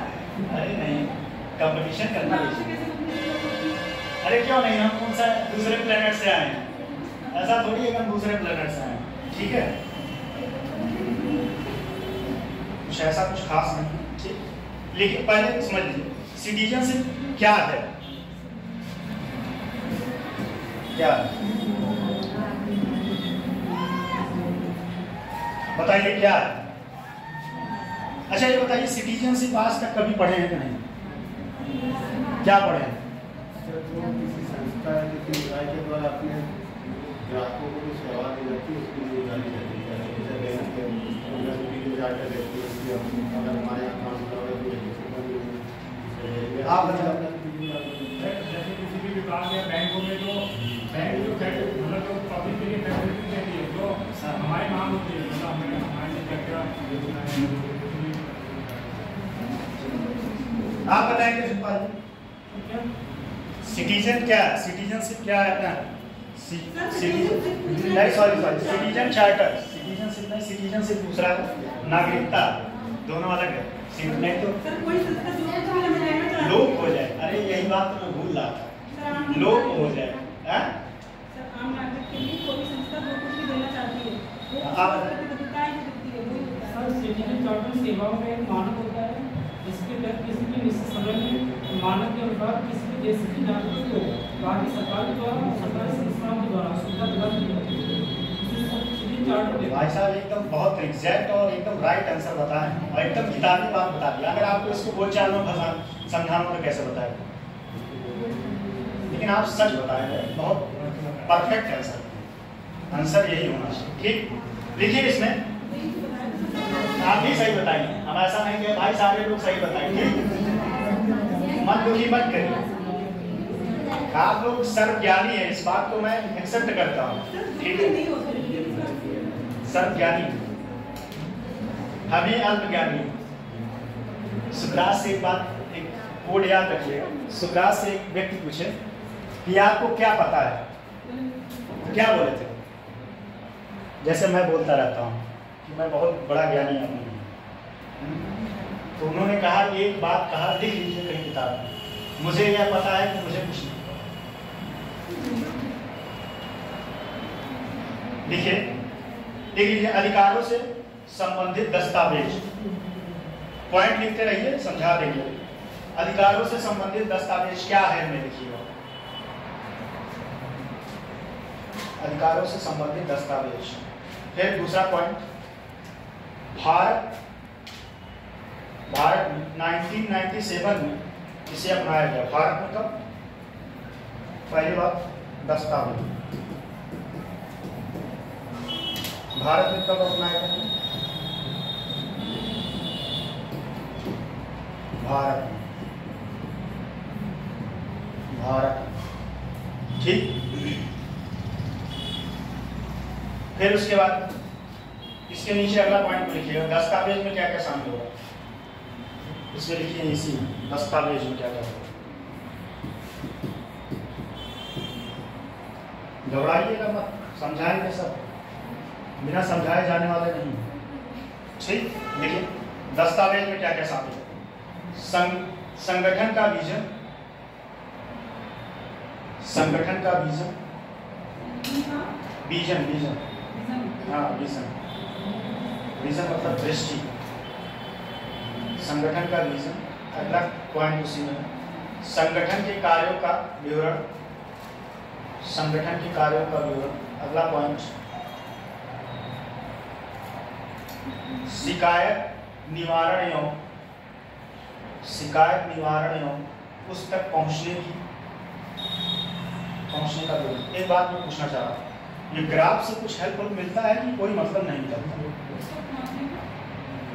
जो ग्राफ में बनवाता हूँ फ्लो चार्ट, इससे कोई आप लोग फायदा उठा पा रहे हैं? नहीं, बस मैं ऐसे ही अपने प्रैक्टिस के लिए बनवा देता हूँ। फायदा उठाते हैं नहीं, वही मतलब है, पता चले कि हम अपने प्रैक्टिस के लिए बनाते जा रहे हैं। प्रैक्टिस हमें नहीं करना है, प्रैक्टिस आप लोग करना है। शिकायत निवारण या उस तक पहुंचने का विवरण। इतना मैं कह रहा हूँ, जितने भी लोग नोट्स बनाए होंगे आज तक यहाँ अवेलेबल, गारंटी है इस फॉर्मेट में कोई नहीं बनाया अभी तक का रिकॉर्ड इस फॉर्मेट। क्या बोला आप बताएं, कुछ बोलना चाहेंगे? कोई बना है इस फॉर्मेट?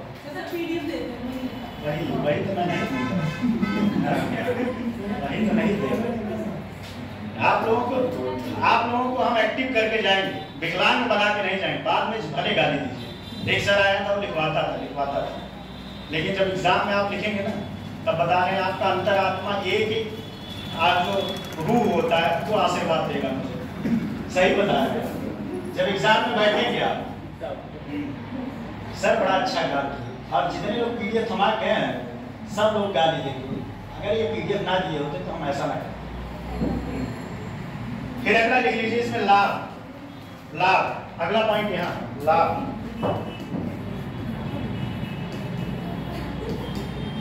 लाभ एक रूह बाबा है, ठीक। लाभ लिखिए जागरूकता। लाभ में जागरूकता। जागरूकता। अगला पॉइंट सेवाओं में सुधार। अगला पॉइंट सेवाओं में सुधार। जल्दी जल्दी पॉइंट थोड़ा सा लिख लीजिए, फिर इसके बारे में हम थोड़ा सा ओवरऑल व्यू दे देते हैं। सेवाओं में सुधार। फिर अगला है भ्रष्टाचार। सेवाओं में सुधार। सेवाओं में सुधार। भ्रष्टाचार। भ्रष्टाचार। भ्रष्टाचार में कमी लाना, ये बात ध्यान दीजिएगा। भ्रष्टाचार में कमी लाना। भ्रष्टाचार में कमी लाना। कमी लाना, ठीक। भ्रष्टाचार में कमी लाना। अगला पॉइंट है नागरिकों का विश्वास बढ़ाना। नागरिकों का विश्वास।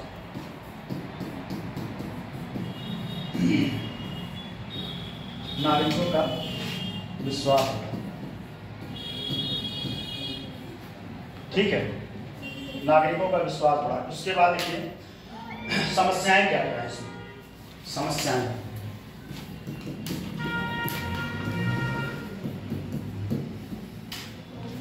समस्याएं एक बात बताइए,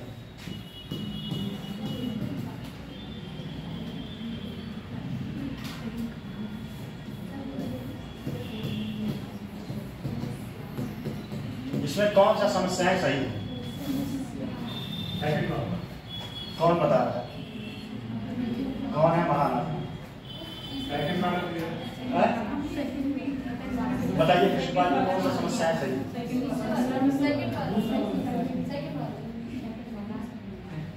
चलिए हिंदी पढ़िए अभी और अच्छे से। दोनों सही है।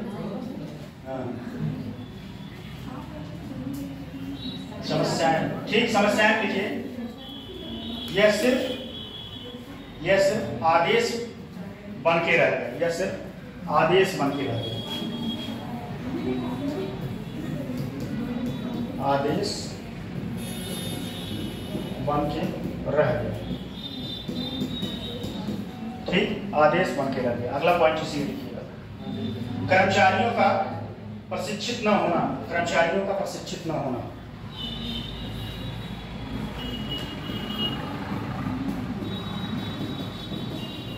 कर्मचारियों का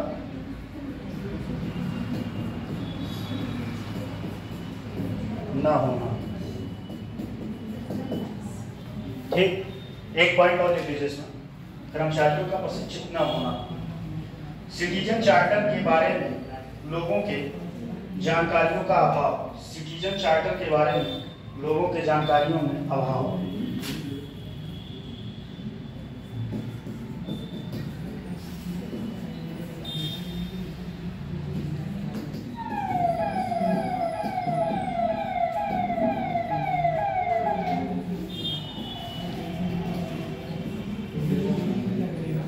अभाव, ठीक।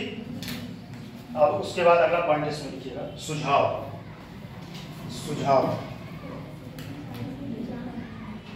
सुझाव।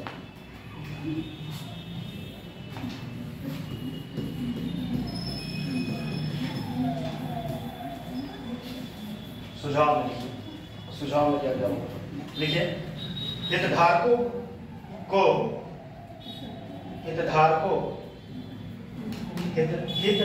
से परामर्श लेना। हितधारकों से परामर्श लेना।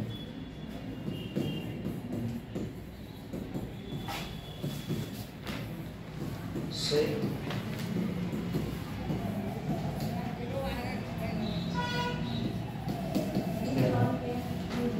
हितधारकों से परामर्श लेना। बड़े स्तर पर परामर्श लेना। बड़े स्तर पर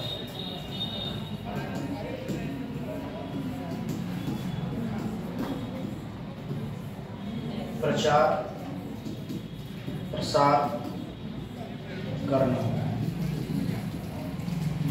बड़े स्तर पर प्रचार प्रसार करना। एक और लिखिए, इसे सेवा आचार संहिता से, इसे सेवा आचार संहिता में शामिल करना। इसे सेवा आचार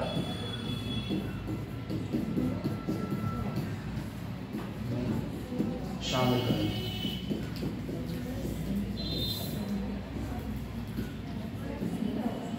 इसे सेवा आचार संहिता में शामिल करें। ठीक, और लिख लीजिए,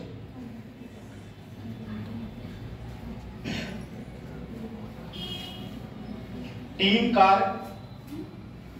कार्य संस्कृतियों को प्रोत्साहित करना। टीम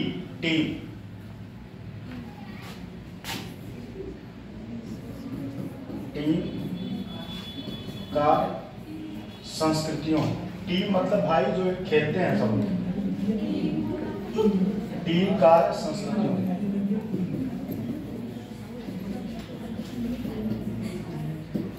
को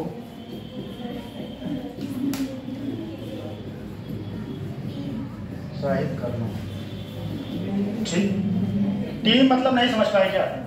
अरे आप ही लोग टीम बना लीजिए और क्या, कोई वही टीम। ठीक, टीम का प्रोत्साहित करना। निजी क्षेत्र के प्लेयरों को शामिल करना। निजी क्षेत्रों के प्लेयरों, उद्यमी जिनको बोलते हैं हिंदी में उद्यमी या इन्वेस्टर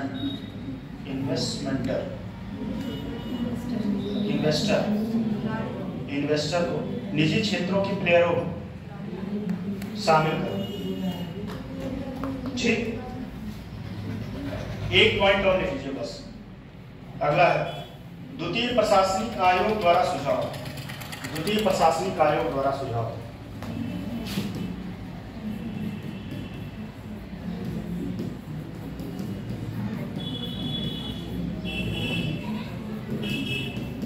आयोग द्वारा सुझाव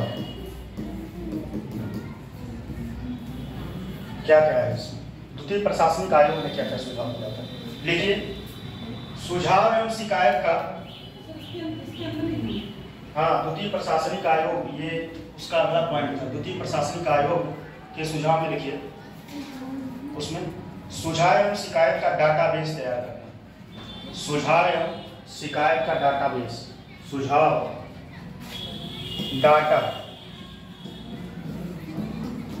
डाटाबेस तैयार करना। ठीक, डाटाबेस तैयार करना। अगला पॉइंट, विकेंद्रीकरण को बढ़ावा देना। ऐसे लिखिए, नीतियों में विकेंद्रीकरण को बढ़ावा देना। नीतियों में विकेंद्रीकरण को बढ़ावा देना। अगला पॉइंट यह है, गतिशील दस्तावेज देना चाहिए। इसे ऐसे लिखिए, इसे गतिशील दस्तावेज देना चाहिए। इसे गतिशील दस्तावेज देना चाहिए जिससे समय समय पर सुधार किया जा सके। चलिए अब आते हैं स्लाइड पहले पर, समझते हैं।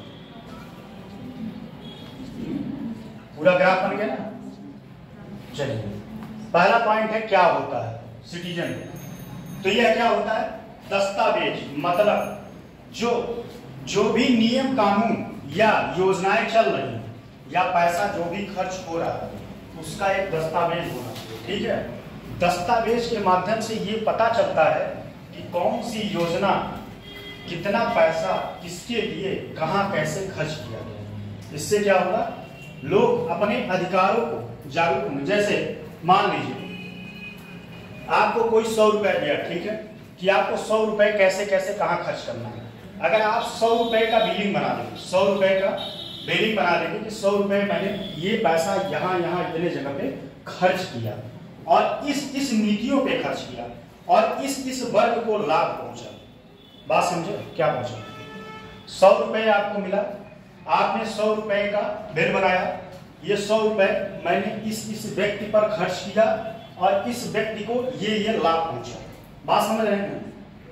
बात समझे नहीं? दस्तावेज का मतलब किताबी बात से मैं अलग हट के थोड़ा समझा रहा हूँ, चाहूँ तो किताबी डेफिनेशन को लिखवा ही देंगे, लेकिन चीजें आसान तरीके से समझ में आए। ये बात समझ में आएगी। अगला पॉइंट इसमें है, यह कब भारत में, तो भारत में ये फैक्ट ये है, भारत में कब लागू हुआ? 1997। इसमें कोई समझाने वाली बात नहीं। सबसे पहले कहाँ लागू हुआ था? सबसे पहले यूके में। कब हुआ था? 1991। ठीक, 1991। दस्तावेज, अब इसमें देखिए कौन कौन सा दस्तावेज शामिल होता है। कोई भी सरकारी संगठन होगा उसको अपना ब्यौरा देना पड़ेगा। कोई भी सरकारी संगठन होगा उसको अपना ब्यौरा देना पड़ेगा कि उसका कार्य प्रणाली या जो भी पैसे या जो भी कार्य है वह उसने कहाँ कहाँ किस तरीके से क्या यूज किया, क्या फायदा पहुंचाया, उससे क्या लाभ हुआ, मतलब दस्तावेजीकरण। दस्तावेजीकरण जैसे आप इस बात को और आसान तरीके समझिए। मान लीजिए आपके घर से आपको 5000 रुपये आते हैं, ठीक। अब 5000 रुपये आते हैं, बता रहे हैं,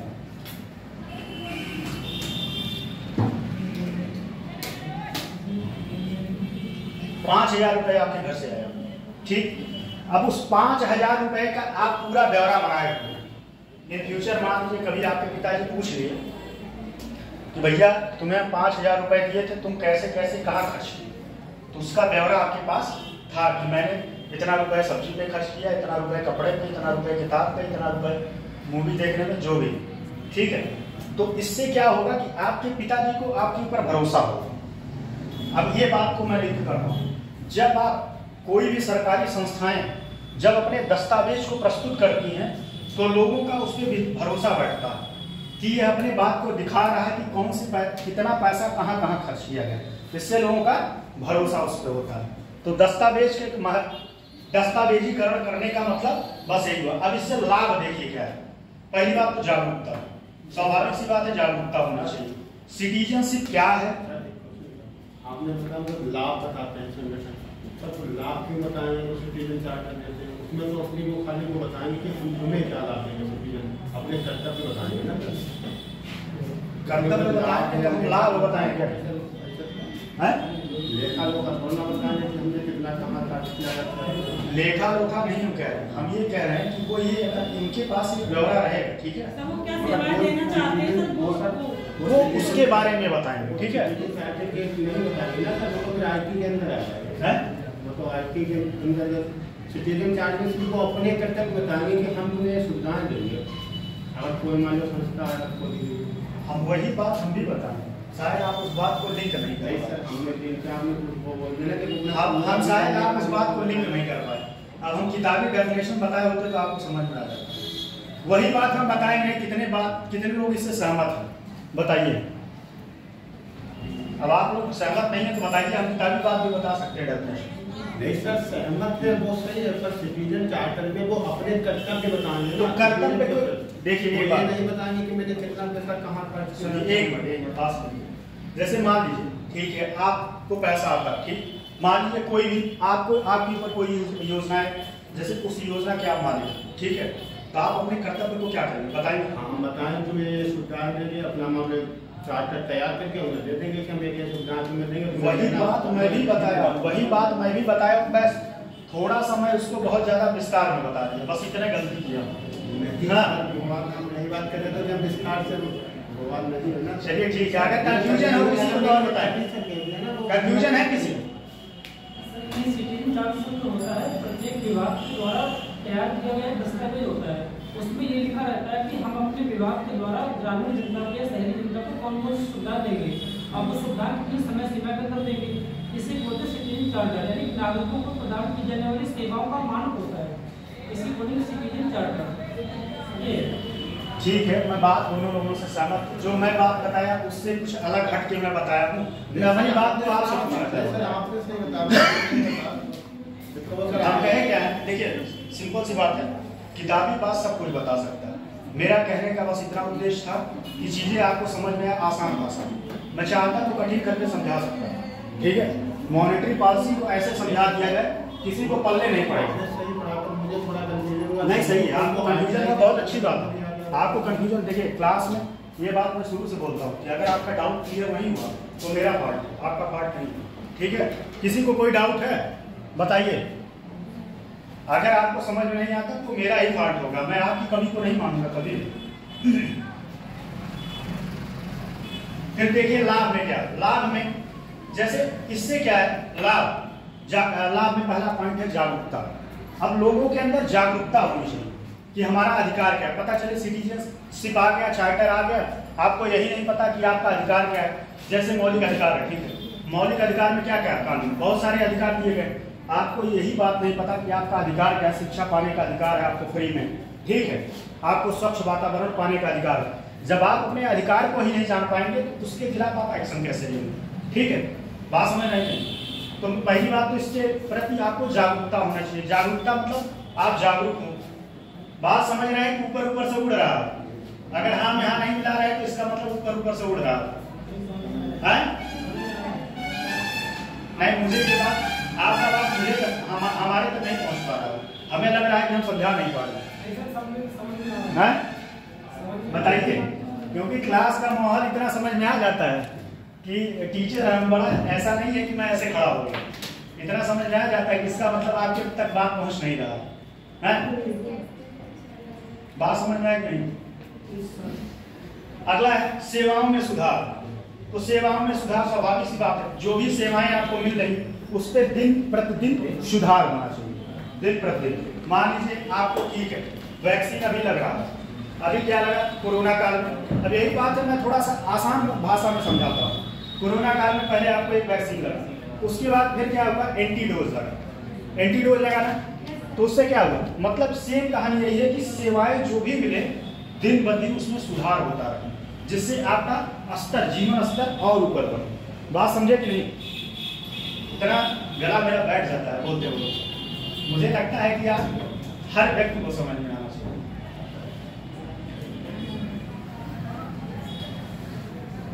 भ्रष्टाचार में कमी, तो ये तो स्वाभाविक सी बात है, भ्रष्टाचार में कमी तक होगा ही, इसमें कोई समझाने वाली बात है। अगला पॉइंट है नागरिकों का विश्वास बढ़ेगा, ये सही बात है। जब आप अपने कर्तव्यों को बता दें, कोई भी ऑफिस, मान लीजिए कोई तहसीलदार की ऑफिस, ठीक, तहसीलदार साहब ने एक नोटिस जारी कर दिया कि मेरा ये कर्तव्य है और मेरा ये कार्य है, आपको जो भी इस कार्य से संबंधित समस्याएं हैं आप आइए और तत्काल प्रभाव से उसके खिलाफ जो है कार्रवाई किया जाएगा और आपका समाधान किया जाएगा। इससे लोगों में क्या होगा, इससे लोगों में क्या होगा, विश्वास बढ़ेगा कि नहीं, विश्वास बढ़ेगा। समझ रहे हैं कि नहीं? बात हमारे तक नहीं आ रही है, हमें लगता है कि कुछ चीजें मुझे किताबी बातें ही बोलना चाहिए। डेफिनेशन क्या है, किताबी डेफिनेशन हम लिखवाएंगे तो है, लेकिन आसान शब्दों में कहीं समझ नहीं पाएंगे। यही कहानी आपके दिमाग में रहेगा। अगर हमने थोड़ा सा कम आते हैं, सही बातों में कम है, आप बड़े बड़े टीचर जो हैं कभी उनका देख लीजिए। मैं विकास सर का पूरा हिंदी साहित्य का ऑप्शन किया, उस कॉन्सेप्ट को कहाँ से कहाँ कैसे जोड़ते थे लोग सोचते रह जाते थे। तो समझाने का एक तरीका था, मैं भी चाहता हूँ कि चीज़ों को इतना आसान सिंप्लीफाई करके समझाएं कि जिससे आपको समझ में आए चीज़ें होती क्या है। अगला पॉइंट, नागरिकों का विश्वास के बारे में पता समझ में आया कि नहीं। अगला पॉइंट है फिर समस्याएं क्या हो, समस्याएं सिर्फ आदेश बन के रह जाना। जैसे मान लीजिए बहुत सारे योजनाएं ऐसे भी हैं कि जो आदेश और चार्टर के तहत अपना बता तो दिए कि हमारा ये कार्य है, लेकिन उसका इम्प्लीमेंट क्या हुआ, उसका इम्प्लीमेंट नहीं हो पाता। और जब इम्प्लीमेंट नहीं होगा तो स्वाभाविक सी बात है जब इम्प्लीमेंट नहीं होगा तो वह योजना कैसे धरातल पे आएगा, जो कोई भी योजना कैसे धरातल पे आएगी तब उसका इम्प्लीमेंट नहीं होगा। उसके बाद अगला है कर्मचारियों का प्रशिक्षित न होना। ये सबसे बड़ा बात, पता चले आप जो कर्मचारी उसमें जिस ऑफिस में जॉब कर रहा है उसको ये नहीं पता है कि इस ऑफिस का क्या क्या काम है, इस ऑफिस का क्या क्या काम है उसको ये नहीं पता है, तो लोगों को सुविधाएं क्या देगा। तो इस वजह से सबसे ज़्यादा जरूरी है कि जो उसमें एम्प्लॉय हो उनका ट्रेनिंग होना चाहिए। ट्रेनिंग होता है, इसकी ट्रेनिंग अभी एक इंडिया भारत ने एक योजना भी लॉन्च किया था हैं?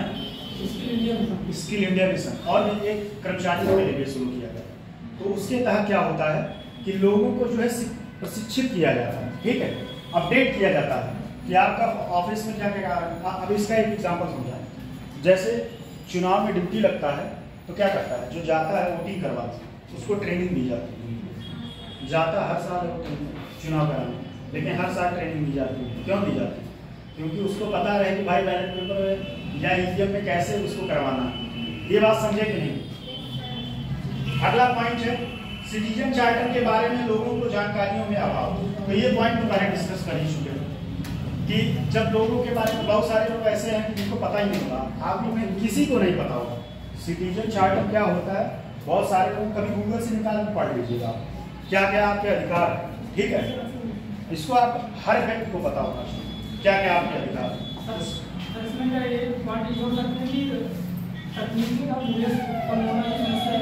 वो है पॉइंट, इसमें नहीं होगा, लेकिन ये पॉइंट हम शायद इसमें लिखे नहीं। ठीक, अगला पॉइंट है सुझाव में। देखिए सुझाव, ये तो समस्याएं थी, ठीक। सुझाव में देख लीजिए क्या है, हितधारकों से परामर्श लेना। जैसे समझिए कोई योजनाएं आती हैं, ठीक। अब योजनाएं मान लीजिए सरकार स्तर से बनती है, सरकार ने योजनाएं लॉन्च कर दी, वहाँ बैठ के करने के IAS अफसर कुछ BCS मिल के, कुछ मंत्री लोग बन के मिल के बैठ के बना दिए योजना। पता चले आप किसी ट्राइबल क्षेत्र के लिए या किसी OBC समुदाय के लिए या किसी के लिए आप योजना बना रहे हैं, उस समाज का व्यक्ति उसमें शामिल है ही नहीं, तो फिर कैसे जान पाएंगे। जैसे समझिए इस बात को, इस क्लास में आप लोग बैठे हैं, अब इस क्लास में मच्छर आपको काट रहे हैं, तीसरा व्यक्ति कैसे समझ पाएगा? तीसरा व्यक्ति समझ पाएगा समस्या क्या है?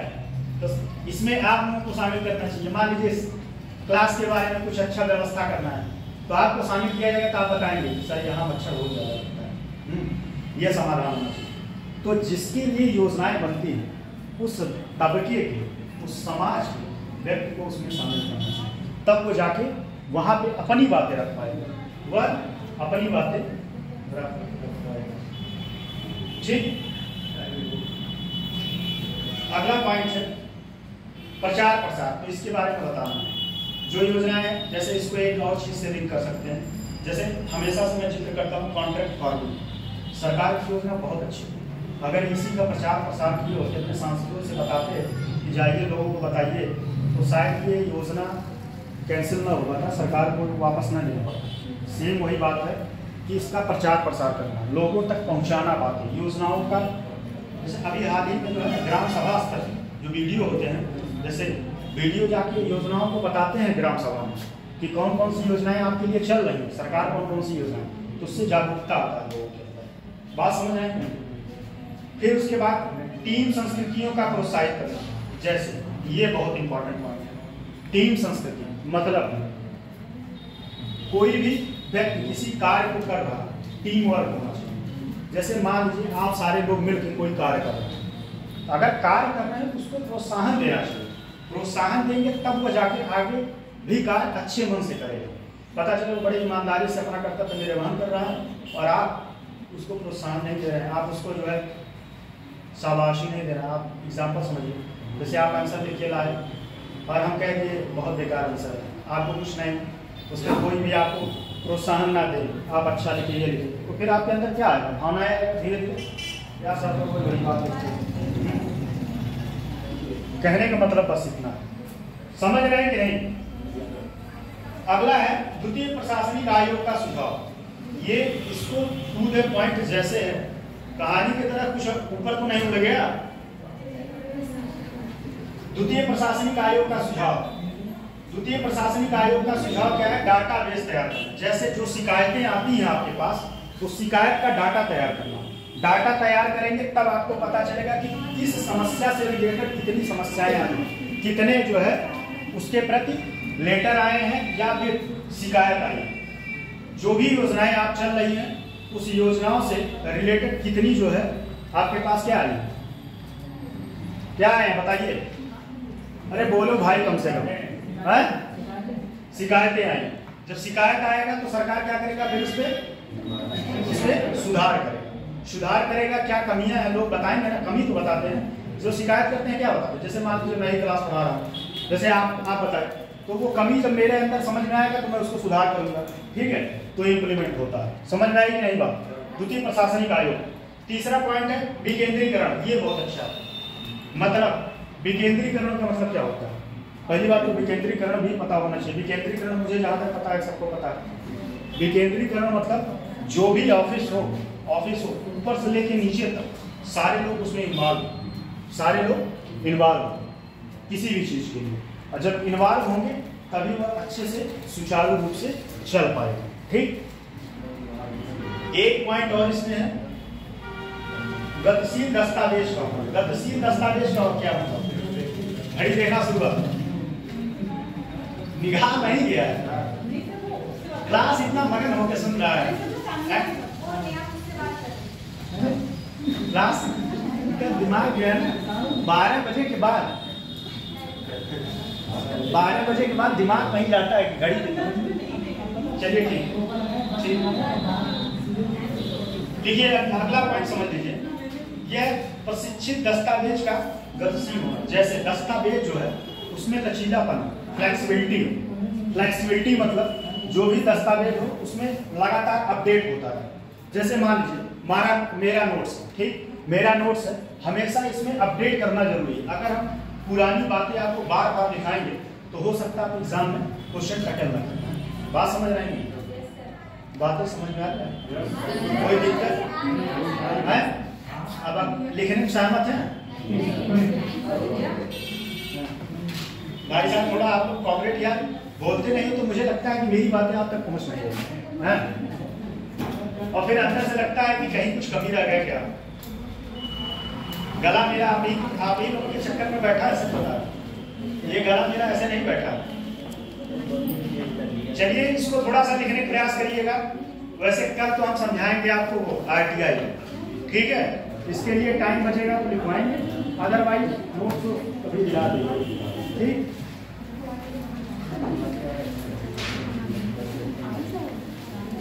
वैसे सुझाव दिया करिए, मुझे अच्छा लगता है, सीरियसली मैं बता रहा हूँ।